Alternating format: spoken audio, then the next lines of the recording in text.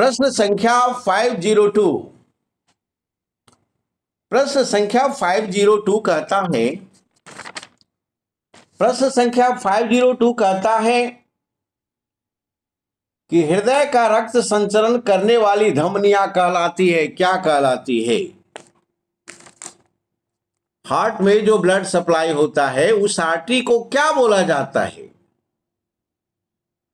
उस आर्टरी को coronary artery बोला जाता है, उस आर्टरी को हार्ट आर्टरी बोला जाएगा। ऑलरेडी तो इसका उत्तर क्या हो जाएगा? सी। आप कहेंगे ग्रीवा धमनी क्या होता है? ग्रीवा धमनी जो होता है वो कैरोटिड आर्टरी होता है। ये क्या करता है? ये ब्लड को हार्ट से गले के नस के सहारे ब्रेन और गर्दन तक ले जाता है, याद रखिएगा। इसको क्या बोलते हैं? कैरोटिड आर्टरी, यानी ग्रीवा धमनी। तो ग्रीवा धमनी के माध्यम से हार्ट से ब्रेन को ब्लड सप्लाई होता है। यकृत धमनी क्या है जी? यकृत धमनी लीवर आर्टरीज है। ये ब्लड का सप्लाई किसको करता है? लीवर को करता है, याद रखिएगा। और फुफ्फुस धमनी, ये फुफ्फुस धमनी जो है पल्मोनरी आर्टरी है। ये ऑलरेडी क्या करता है? डीऑक्सीजनेटेड ब्लड को लंग्स तक ले जाता है और यहां से कार्बन डाइऑक्साइड निकालकर ब्लड को ऑक्सीजनेटेड करता है। कहां करता है? कैसे करता है? तो पल्मोनरी धमनी के माध्यम से, पल्मोनरी आर्टरी के माध्यम से। कहां करता है? तो लंग्स में करता है, याद रखिएगा।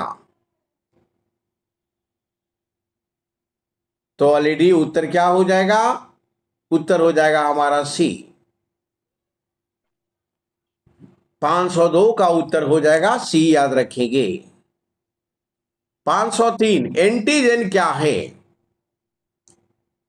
बॉडी में एंटीजन एक ऐसा पदार्थ है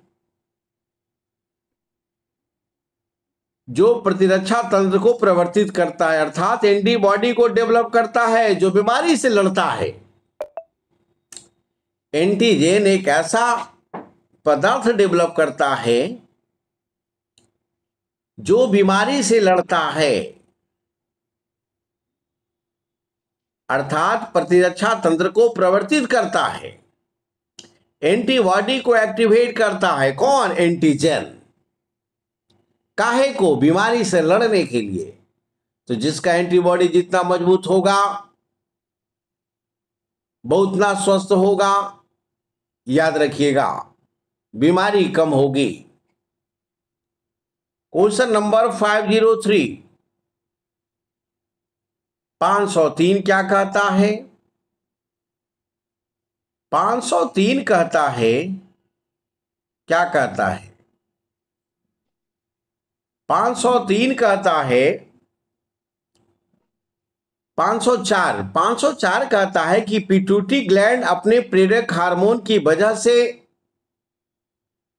अन्य अंतःस्रावी ग्रंथियां की स्रावी सक्रियता नियमित करती है।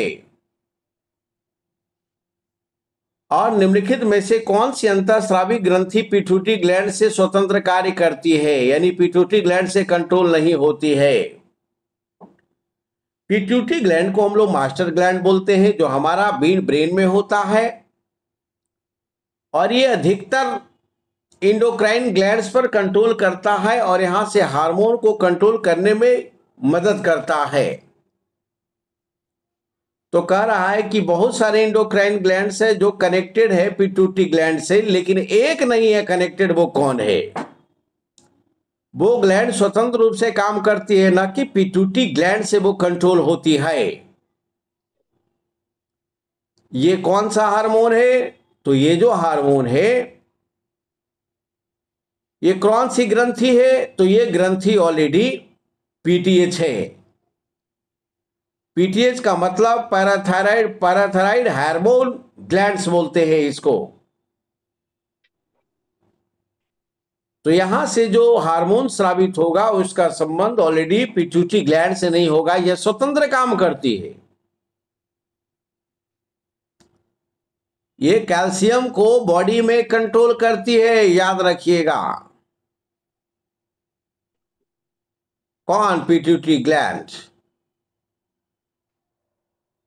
तो उत्तर क्या हो जाएगा?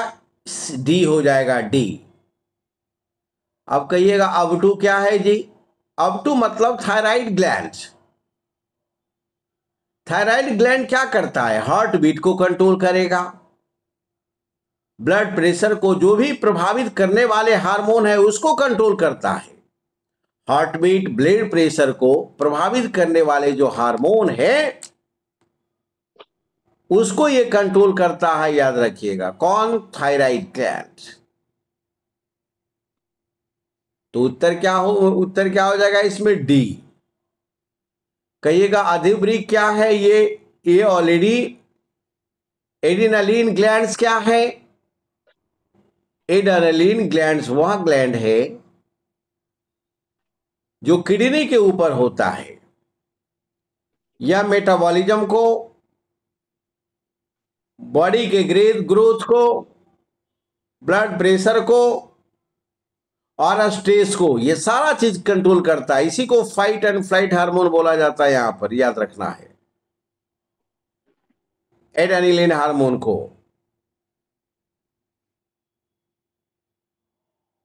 जनन ग्रंथि, सेक्स ग्लैंड। सेक्स ग्लैंड जो है वो ऑलरेडी एस्ट्रोजेन प्रोजेस्टेरोन को एक्टिव करता है और संतानोत्पत्ति में महत्वपूर्ण भूमिका निभाती है। तो आप चारों को समझ गए। उत्तर होगा पीटीएच, पैराथायराइड ग्लैंड। ये गला में स्थित होता है। ये ब्लड में कैल्शियम को कंट्रोल करता है, याद रखिएगा। चलो, तो इसका उत्तर क्या हो गया? इसका उत्तर जो हो गया वो डी हो गया। Question number 505, question number 505। Question number 505 कहता है, क्या कहता है? क्वेश्चन नंबर 505 कहता है कि इकोसिस्टम में डीडीटी का समावेश होने के बाद किस एक जीव में संभवतः उसका अधिकतम सांद्रण देखा गया है? ये डीडीटी क्या है? डाइक्लोरो डाइथाइल ट्राइक्लोरोइथेन है। ये एक ऐसा रसायन जो कीटनाशी है, याद रखना है। और इसको हम छिड़काव करते हैं एग्रीकल्चर सेक्टर में।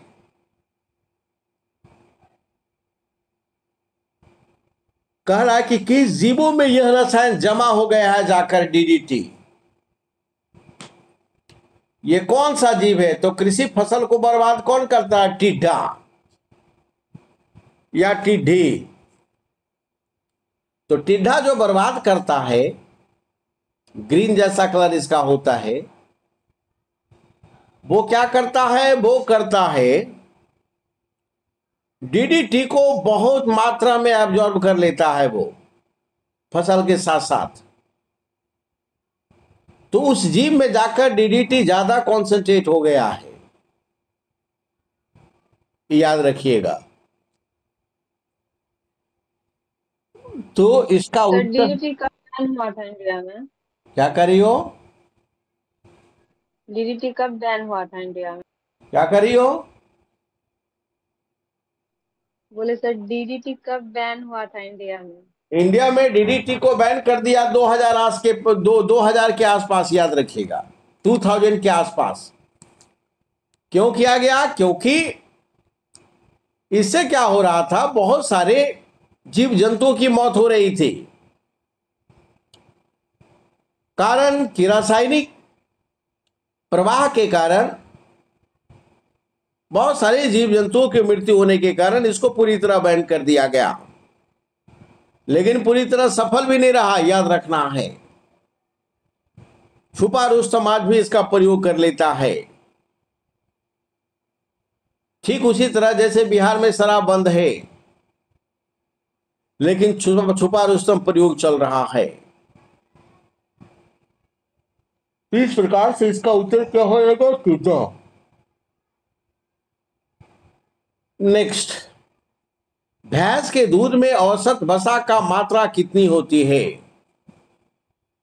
ये भैंस का जो दूध है, कहा जाता है कि खाएगा तो दिमाग मोटा हो जाएगा, चमड़ी मोटी हो जाएगी, शरीर मोटा हो जाएगा, मन और शरीर दोनों भारी रहेगा, पढ़ने में मन नहीं लगेगा। इसलिए स्टूडेंट को भैंस का दूध नहीं बल्कि गाय का दूध खाना चाहिए,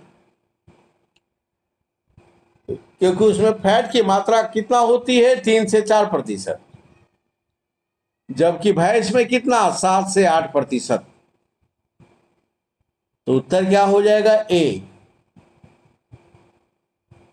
पहले जितने सारे पहलवान होते थे वो भैंस के दूध पीते थे। भैंस का दूध ओरिजिनल और प्लस चावल मिल जाए, क्या टेस्ट होता है? कोई जवाब नहीं है, जबरदस्त मीठा लगता है। ये गांव घर में ऑलरेडी इजीली उपलब्ध है, शहर में मुश्किल है।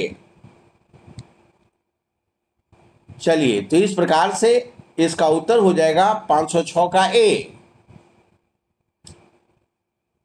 अगला सवाल, 507 है।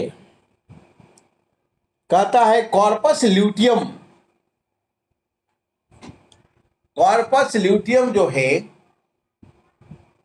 एक ऐसा पार्ट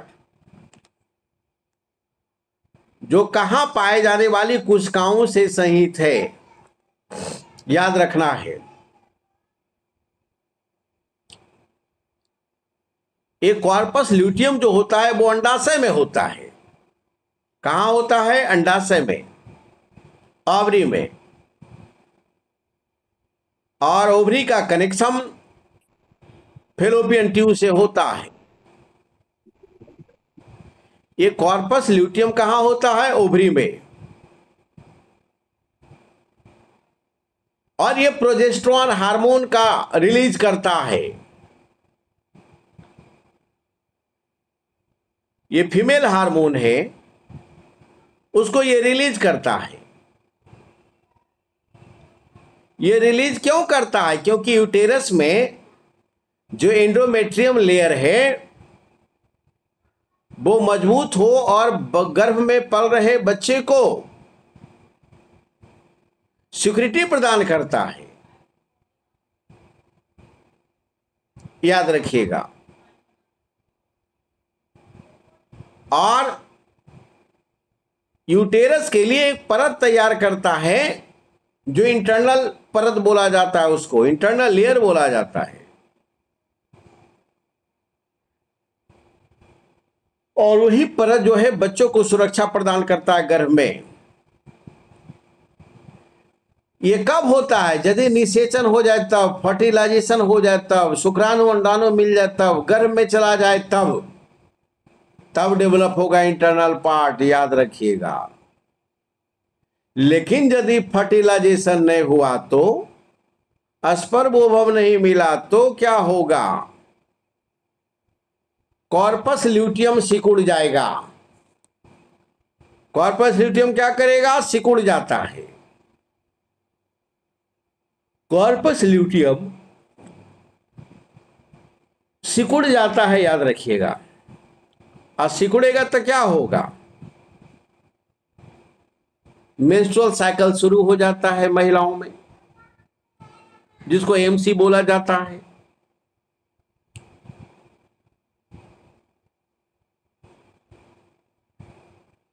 और यदि अंडा निषेचित हो जाता है तो कॉर्पस ल्यूटियम प्रोजेस्टेरोन को जारी रखता है। काहे को? क्योंकि एंडोमेट्रियम रियल लेयर डेवलप हो सके गर्भ में। और यदि निषेचन नहीं होता है तो कॉर्पस ल्यूटियम सिकुड़ जाता है और मेंस्ट्रुअल साइकिल शुरू हो जाता है। गर्भावस्था के समय एमसी बंद होती है, और यदि गर्भ नहीं होता है तो एमसी चालू रहता है। एमसी चालू होने में महत्वपूर्ण भूमिका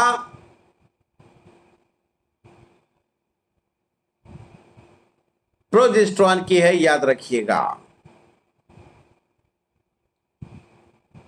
तो इसका उत्तर हो जाएगा 507 का बी। अगला सवाल 508 कहता है अल्फा कैरोटीन एक प्रोटीन है। बिल्कुल है, अल्फा कैरोटीन एक प्रोटीन है।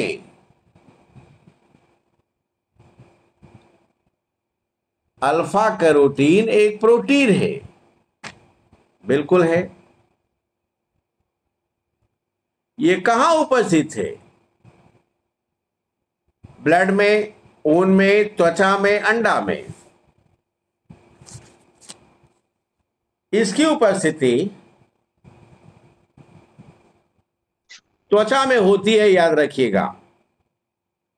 बाल में होता है, नाखून में होता है।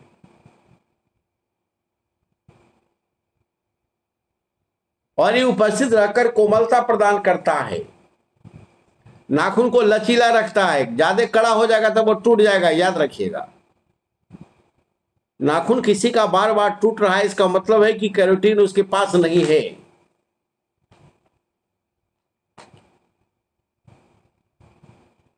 इसकी कमी है, याद रखेंगे।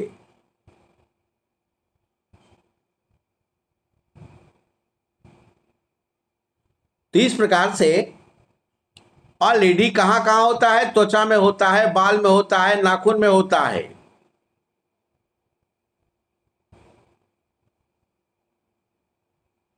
और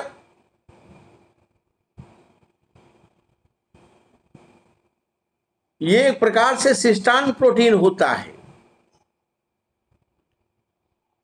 जो आपके बाल, नाखून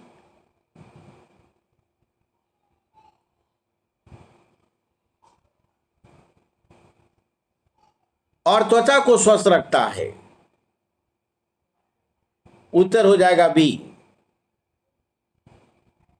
क्वेश्चन नंबर 509। 509 कहता मानव में शरीर का अभिगमन कहां से कैसे कैसे होगा? शरीर बताओ।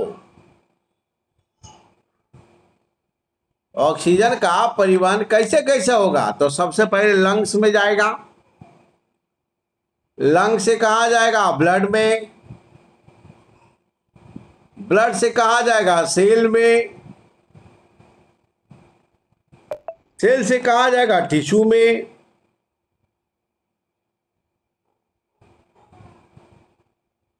तो इस प्रकार से इसका उत्तर हो जाएगा पहला फुफ्फुस माने लंग्स, दूसरा ब्लड यानी रक्त, तीसरा ऊतक यानी tissue.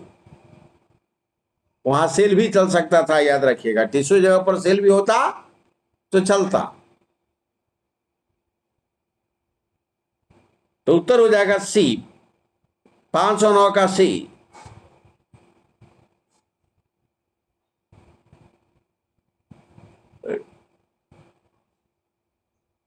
Next point. Next point जो है 510। निम्नलिखित में से किस एक की खेती पौधे के प्रतिरोपण के करके होती है? जैसे धान का मोरी होता है, उसी तरह प्याज का भी होता है। इसके पौधे को प्रतिरोपण किया जाता है ताकि जल्दी से और अधिक फसल दे।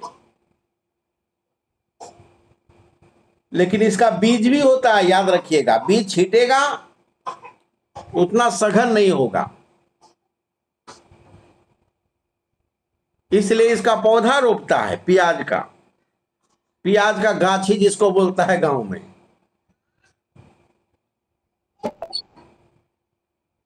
तो इस प्रकार आप समझ गए कि इसका उत्तर होगा प्याज। मक्का जानवे करते हैं, ऑलरेडी मक्का छीटा जाता है। sorghum मतलब होता है ज्वार, इसमें ज्वार छीटा जाता है। सोयाबीन का बीज बोया जाता है।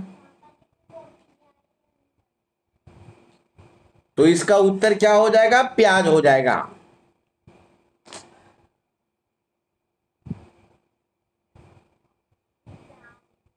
चलो अगला सवाल, क्वेश्चन नंबर 511। 511 कहता है, सामान्य क्रियाशील महिला के लिए प्रोटीन की उपयुक्त दैनिक मात्रा होनी चाहिए। यानी एक महिला जो क्रियाशील है, गांव में, घर में खाना बनाना हो गया, कपड़ा धोना हो गया, घर वगैरह साफ सफाई करना हो गया, तो उसको कितना प्रोटीन चाहिए? उसको चाहिए 48 ग्राम प्रोटीन डेली। और ऐसे वजन के अनुसार, मान लिया कि वजन 60 केजी है, तो उसके 1 केजी वजन बराबर 0.8 ग्राम प्रोटीन पड़ेगा।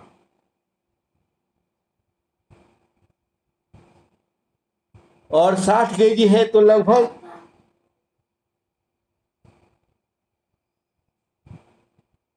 48 ग्राम उससे प्रोटीन पड़ेगा। लेकिन यदि महिला गर्भवती है या बच्चों को दूध पिला रही है,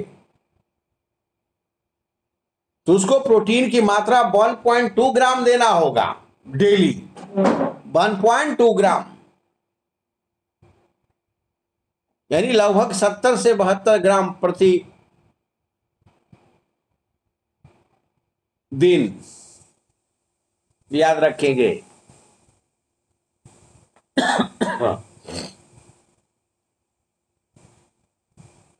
तो ध्यान में रखना है,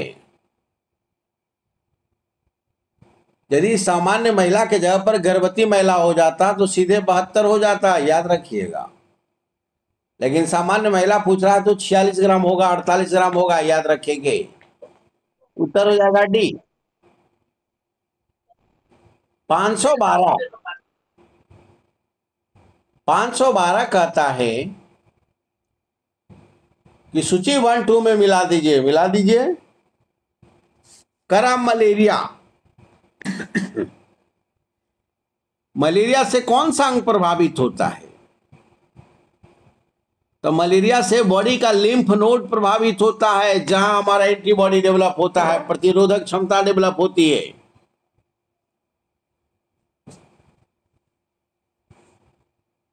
किसमें? फाइलेरिया में, नॉट मलेरिया, फाइलेरिया में।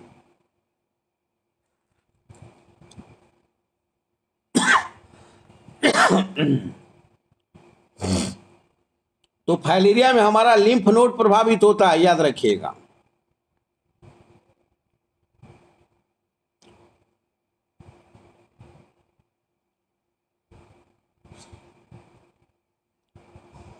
और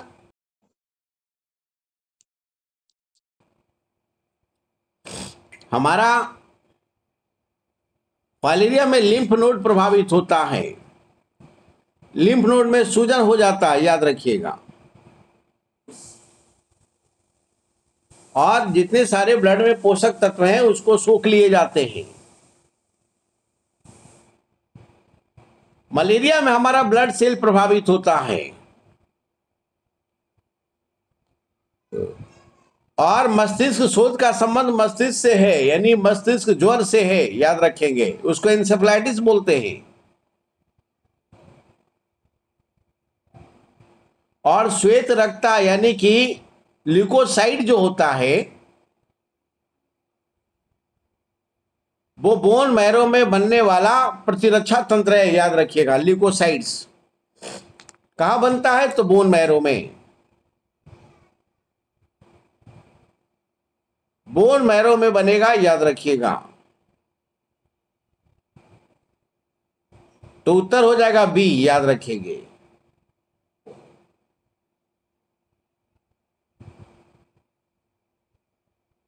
तो इस प्रकार से मिल गया, इसका उत्तर हो जाएगा बी। इसका आंसर हो जाएगा बी, याद रखेंगे। न्यूट्रोफिल, लिम्फोसाइट्स, मोनोसाइट्स, एस्नोफिल और बेसोफिल।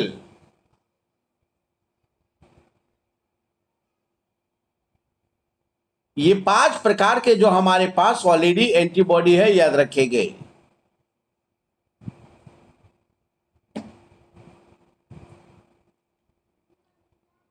और ये पांचों पार्ट किसका है? डब्ल्यूबीसी का, याद रखिएगा। क्वेश्चन नंबर 513, शिशु का पितृत्व ज्ञात करने के लिए निम्नलिखित में से कौन सा टेक्निक उपयोगी है? मैंने उदाहरण दिया था आपको एनडी तिवारी का। उसका बेटा था रोहित,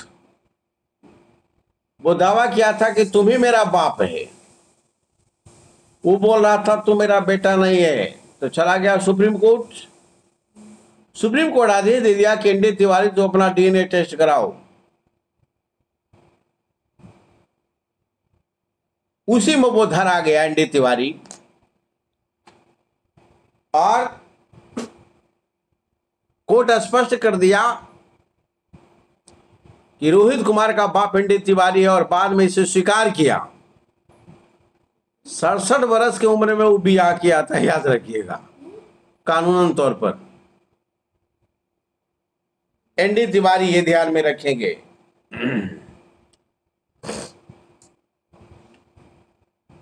नेक्स्ट, तो ऑलरेडी इसका उत्तर क्या होगा? डीएनए फिंगरप्रिंटिंग से हम फॉरेंसिक जांच के लिए और पैटर्निटी सिद्ध करने के लिए इसका उपयोग करते हैं। उत्तर हो जाएगा 513 का डी।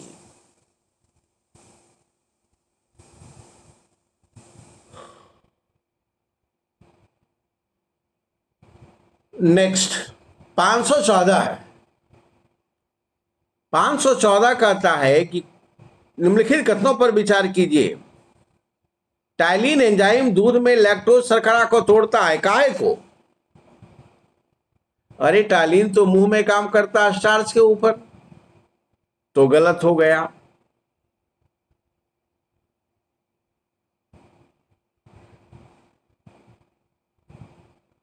तो इस प्रकार से इसका उत्तर क्या हो जाएगा? पहला गलत हो जाएगा।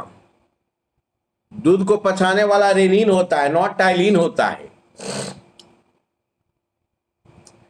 ट्रिप्सिन एंजाइम छोटी आंत में ट्रिप्सिन प्रोटीन को तोड़ता है और पेट में शुरू ही पाचन क्रिया को जारी रखता है। बिल्कुल सही बात है। तीसरा, लाइपेज एंजाइम इमल्सिफाइड फैट को टूटने के लिए जिम्मेदार है और अग्नाशय द्वारा स्रावित है, यह बिल्कुल सही है।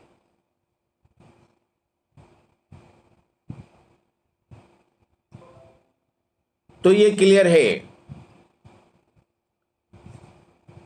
पहला गलत, दूसरा सही। तीसरा, लाइपेज एंजाइम इमल्सिफाइड वसा के टूटने के लिए जिम्मेदार है और अग्नाशय द्वारा स्रावित है, ये सही है। लैपेज जो है फैट को पचाता है। माल्टोज एक डाइसैकराइड है जो जल अपघटन हाइड्रोलाइसिस पर ग्लूकोज के 2 अणु होते हैं।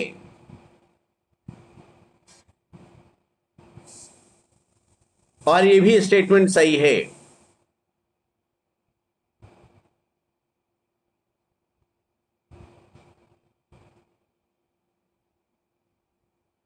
तो इस प्रकार से इसका भी उत्तर ऑलरेडी सही है। 2, 3, 4 सही है, पहला गलत।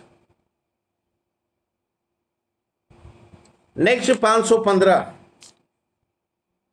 निम्नलिखित में से किसमें कुपोषण होता है, माल न्यूट्रिशन होता है?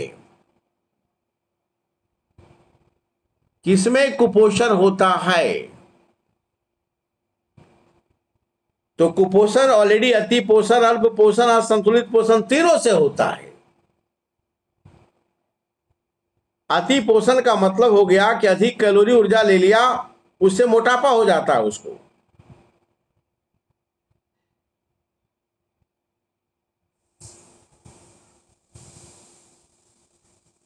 तो तीनों सही है इसका उत्तर। अंडर न्यूट्रिशन और इम्बैलेंस न्यूट्रिशन,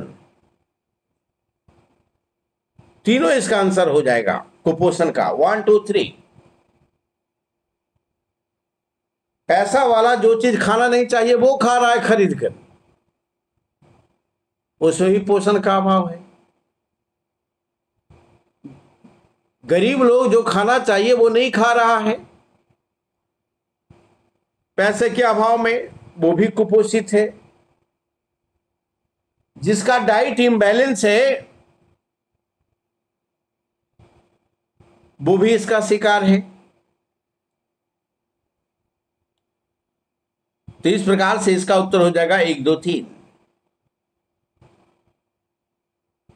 कह रहा है सूची 1 सूची 2 से मिला लीजिए।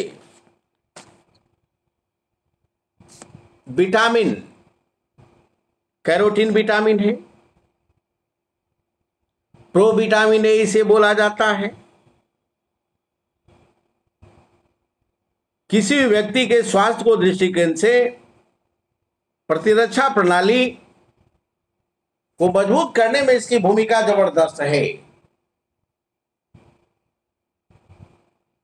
तो ऑलरेडी इसका उत्तर हो जाएगा, ए का हो जाएगा 2।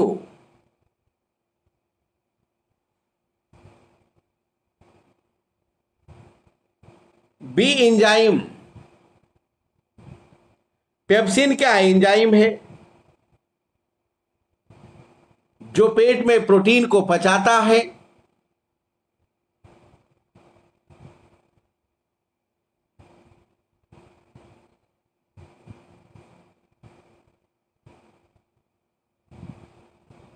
तो आंसर हो जाएगा बी, 516 का बी।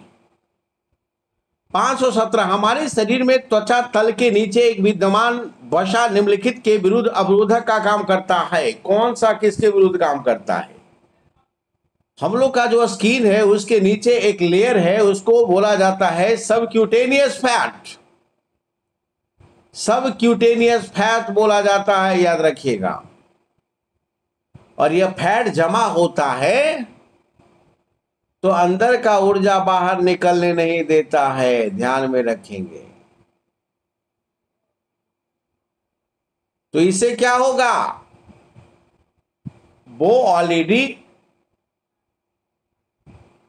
शरीर को रक्षा करता है इससे। आप जानते हो कि हमारा जो स्किन है उसके ऊपरी लेयर जो है वो एपिडर्मिस है, उसके बाद डर्मिस है, उसके नीचे फैट है।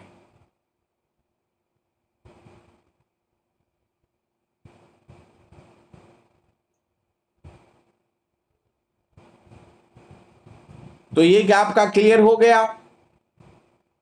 शरीर के उष्मा क्षय को रोकने में ये काम करता है, ये फैट, याद रखिएगा। शरीर से ज्यादा गर्मी निकलने नहीं देगा, ज्यादा आपको ठंडा नहीं लगेगा। और यही यदि महिलाओं में आप देखिएगा कि उसका वेस्ट का विकास, उसका थाई का विकास, उसका बुटाक का विकास, में जो एस्ट्रोजोन हार्मोन, एस्ट्रोजेन जो हार्मोन है वो बहुत बड़ी भूमिका निभाता है। फैट जमा देगा। फैट जमने से क्या होता है, वो बीमारी को आमंत्रण देता है, याद रखिएगा। तो ज्यादा फैट सेहत के लिए ठीक ठाक नहीं है। फिजिकली फिट बाहर से हिट 518। निम्नलिखित में से कौन सा मॉडिफाइड स्टेम है? गाजर रूट है, नारियल रूट है, शकरकंद रूट है, जबकि आलू मॉडिफाइड स्टेम है, याद रखिएगा। तो उत्तर क्या हो जाएगा? डी। 519। दूध में प्रोटीन और कार्बोहाइड्रेट के अतिरिक्त पोषणदायक अन्य तत्व शामिल है, कौन? कैल्शियम, पोटेशियम है। कैल्शियम पोटेशियम लौह है, गलत बात। जहां लौह होगा उसको काट दीजिए। तो 3 में तो लौह है तो उसको काट दीजिए, चौथा सही आ जाएगा, एलिमिनेट कीजिए उसको। आयरन दूध में नहीं पाया जाता, याद रखिएगा।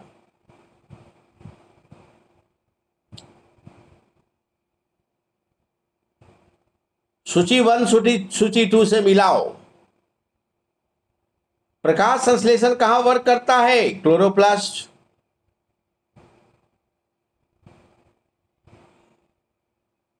श्वसन मतलब क्या?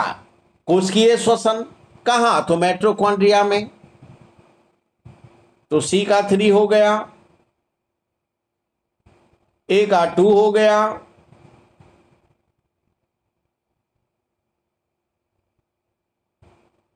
और प्लाज्मा मेम्ब्रेन, खनिज उद्गरण, याद रखिएगा। प्रोटीन संश्लेषण राइबोसोम, एंडोप्लाज्मिक रेटिकुलम।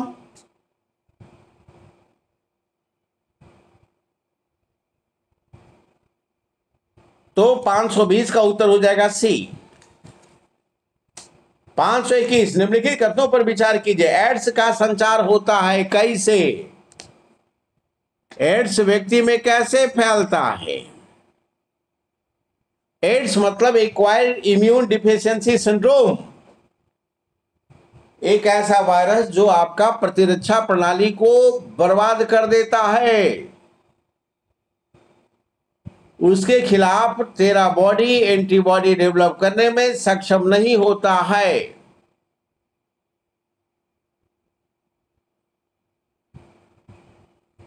याद रखिएगा। तो इस प्रकार से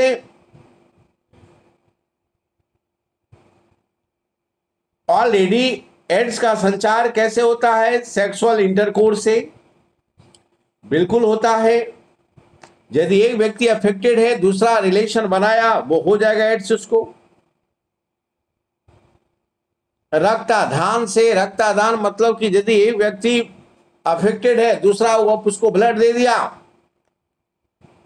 उससे भी हो सकता है। मच्छर काटने से ये नहीं होता है, याद रखिएगा। प्लेसेंटा के संपर्क से, यानी कि यदि मां डैमेज है, बच्चों में ये जा सकता है प्लेसेंटा का माध्यम से।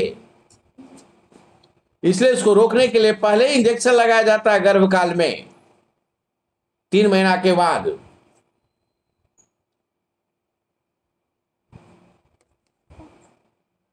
लेकिन इसमें एक और ऑप्शन देता है।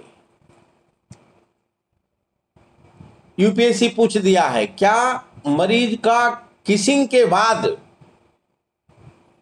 भी एड्स हो सकता है? तो नहीं, याद रखना है।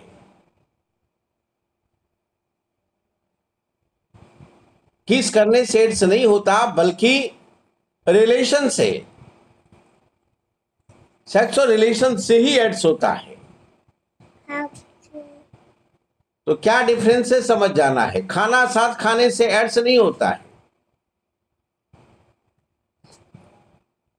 उत्तर हो जाएगा 1 to 4, तीसरा गलत। 522। डायबिटीज में क्या होता है? प्रौढ़ एक सामान्य बीमारी है, ठीक है। क्या होगा? ब्लड में ग्लूकोज बढ़ जाएगा, बिल्कुल सही बात है। ब्लड में ग्लूकोज कम जाएगा, गलत बात है। ब्लड में इंसुलिन की मात्रा कम जाएगी, सही बात है। ब्लड में ग्लूकोज का अधिक हो जाएगा, गलत बात है। क्या होगा, ब्लड में ग्लूकोज होती है तो उसको पचाने का काम कौन करता है, इंसुलिन। और जब डायबिटीज होता है तो अग्नाशय के बीटा सेल से इंसुलिन का रिलीजिंग कम हो जाता है। कम होगा तो ब्लड में शुगर बढ़ जाएगा, याद रखेंगे। तो उत्तर हो जाएगा 1 और 3, सही है। 523, जीव विज्ञान के पादप जगत और प्राणी जगत की जातियां में बहुत बड़ी संख्या ज्ञात किया गया है। खोज निकाला गया है, पहचान लिया गया है। संख्या के दृष्टि से अब खोजे गए पहचाने गए जीवों में सबसे अधिक संख्या किसका है? तो सबसे अधिक संख्या कीटों का है, इंसेक्ट का है, याद रखिएगा। छिछले हैंडपैप से पानी पीने वाले लोगों को कौन सी बीमारी हो सकने की संभावना है?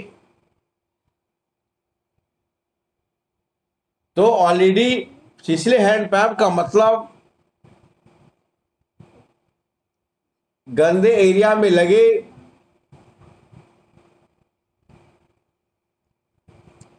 Water pipe, हैंडपैप। तो यदि प्रदूषण अधिक है तो ऑलरेडी उसको कॉलरा हो जाएगा, हैजा हो जाएगा। हैजा का मतलब उल्टी, लूज मोशन और वोमिटिंग एक साथ, डिहाइड्रेशन का प्रॉब्लम हो जाएगा।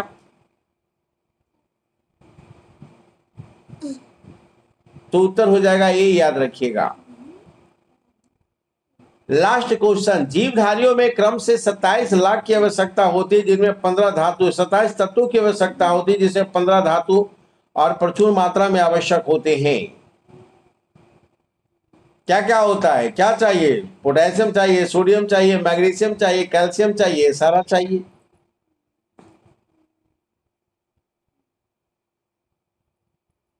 याद रखना है, ये सारा चाहिए, इसे ध्यान में रखेंगे। बोन को 18%, 12% कैल्शियम की जरूरत होती है।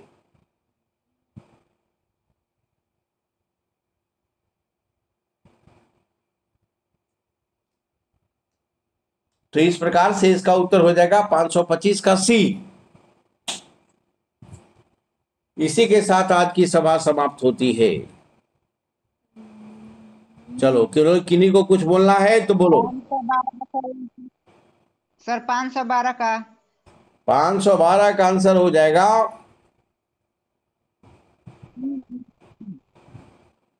बी। चलो और बोलो।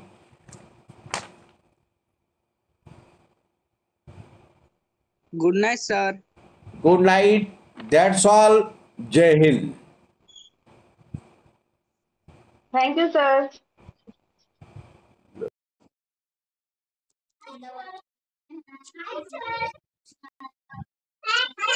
Thank you.